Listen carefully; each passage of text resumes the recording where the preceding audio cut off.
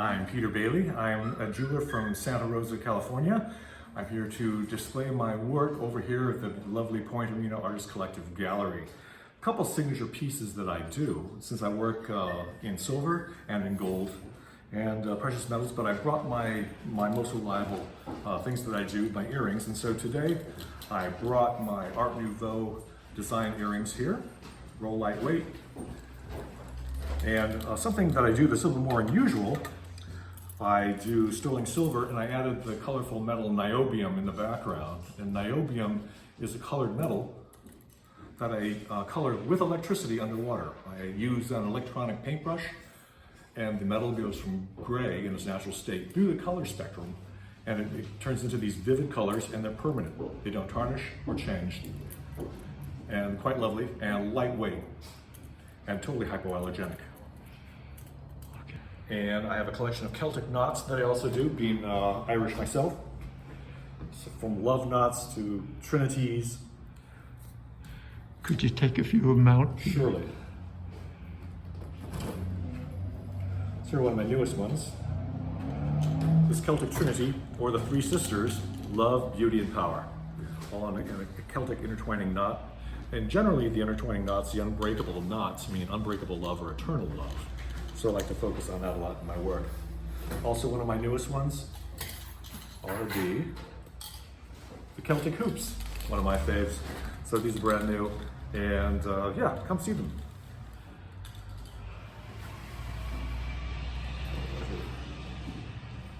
What else can I tell you about my work? Okay, so you mostly work in silver and gold and... Yes, and I'm showing mostly my silver pieces here today. Okay, great. Thanks a lot, Peter. Thank you. So, if you'll walk us through a few of your paintings, that'd be great. Sure. So, my focus is Chinese brush painting. I studied with a Chinese master for 6 years, stopped all other styles of painting, and have been painting in this style for over 30 years. I love it. It's my passion. So, it's very different from Western painting. These particular ones are all done in sumi ink, which is an ink that is very traditional, and I grind it myself using an ink stick and stone, just like the old masters did. And the object is to create the image in as few strokes as possible. So when you see all the different valuations, all the different shades, for instance on this bamboo stalk, that means that it wasn't gone over and painted like traditional Western painters. It means that the calligraphy brush, which has a separate inner core and a different outer core, a soft bristle and then a firm bristle, you load all the different values or colors on the brush at once, so that when you're ready to paint the subject, it's done in one stroke. So this bamboo stalk is done in one stroke. And then again, stop and reload the brush and continue on. Sometimes it can take me 15-20 minutes to get the brush really loaded the way I want to. Typically, you load it with 3 different colors or 3 different shades, but often I do 5, and that's what this stroke entailed, where there's a water on the heel, a mid-wash, and then a concentrate on the tip. And then it flattened the brush out and put those edges again into the sumi ink. So that's how you can get that feeling of its outline. And then trying to get darks and lights. This is going to the very, very thin stalk. And there's no drawing ahead of time, and the horse is a good example of that, where you have to get anatomy, perspective, emotion, personality, all in just a few strokes. And they're always painted on rice paper. Mostly I paint on handmade rice paper. And then I also do scrolls. So this is an example of one of my scrolls. This is handmade silk that I get from a source in Japan. And then it has a rice paper painting area, well, it's, of course I buy it blank, but then I paint on it to go with the colors of the scroll. So this is some cherry blossoms, and I don't know if you can see that well, but once again, here's all the different values and shades loaded on the brush at once, and then the brush stroke is laid down. And again, another painting on rice paper. The canna, again, you can see all the different shades. You can see once you get to know how the brush is loaded, how and where I laid the brush down, because the dark area is always on the tip and the light area is always on the heel of the brush. So it's really desirable to get wet and dry strokes all in one stroke. And even on this small stroke here, I loaded the brush 5 different ways in order to get just a small feeling of an outline there. And the same principle of hyacinth. Not much else to say about that. A couple more scrolls. This is a new style of scroll, a contemporary one that I was just able to get in my recent trip to Japan Center. And these silks are very, very soft and very different from the ornate type scroll, which you think of and which I usually buy. But now with COVID, it's so hard to get supplies from Asia. So I buy what I can. So this is a little bit different style, just a basic tree, but I've used a lot of different kinds of strokes. By different kinds of strokes, I mean that I am not only loading the brush differently, but I am angling it and putting different areas of pressure to create different effects. So again, there's no drawing, there's no painting. It's all done with the way the brush is laid down. And there's symbolism throughout most of the subjects I paint.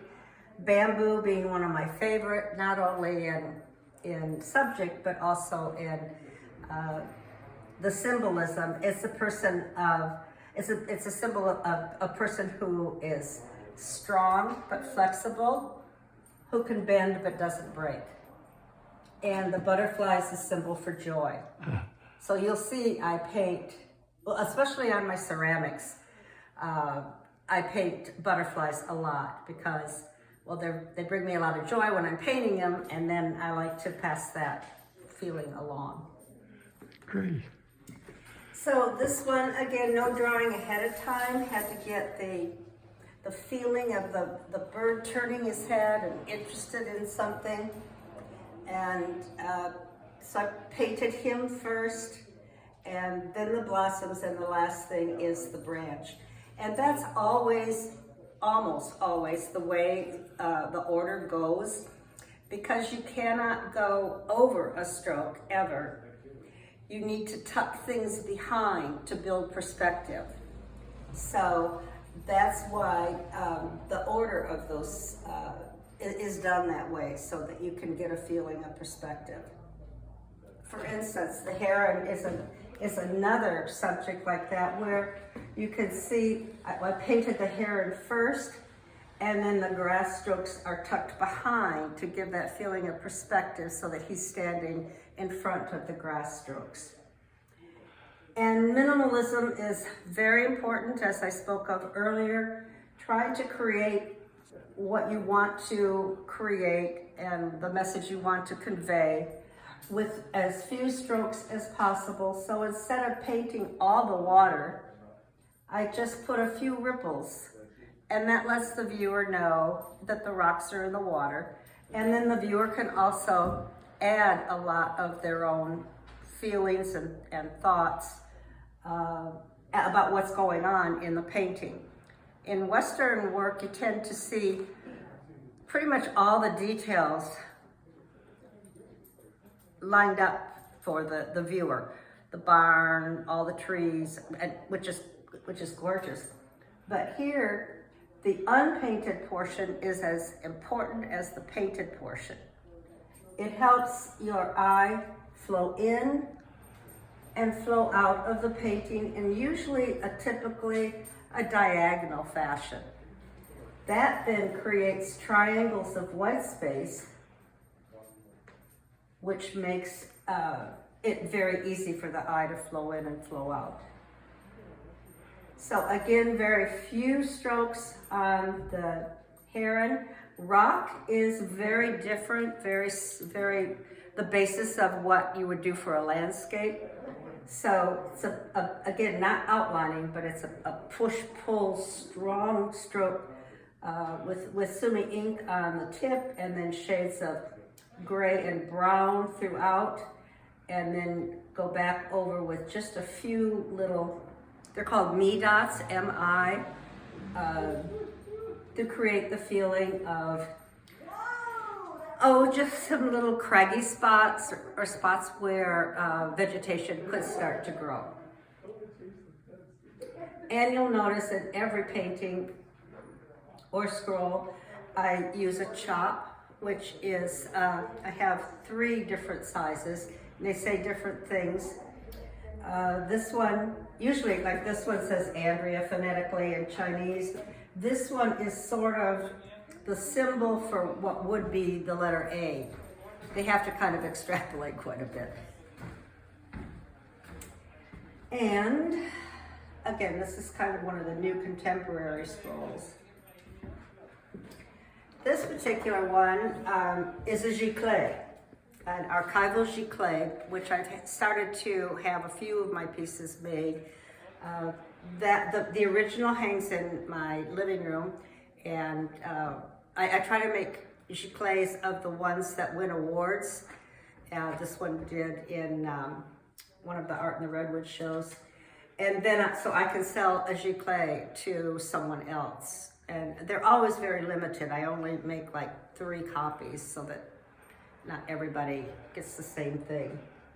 So this particular one is very, very detailed, very detailed.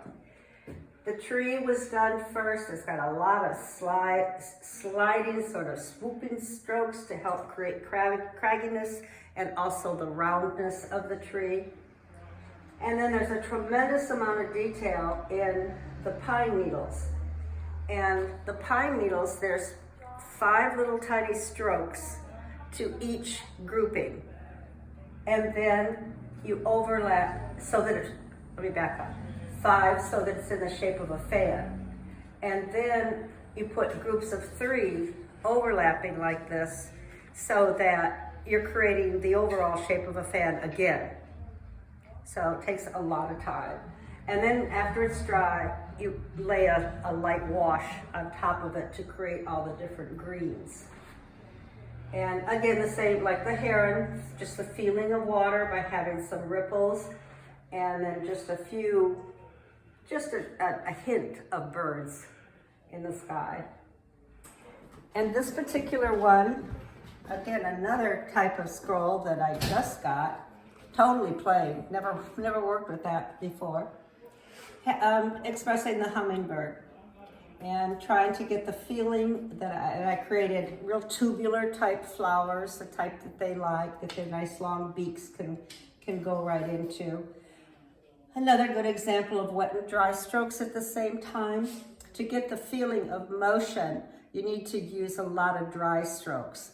And so you can see these wispy dry strokes to get the feeling that his wings are beating very, very rapidly like hummingbirds do. And again, the diagonal flow. Bird was painted first, then the flowers, then tucked the branch behind it, leaving triangles of white space.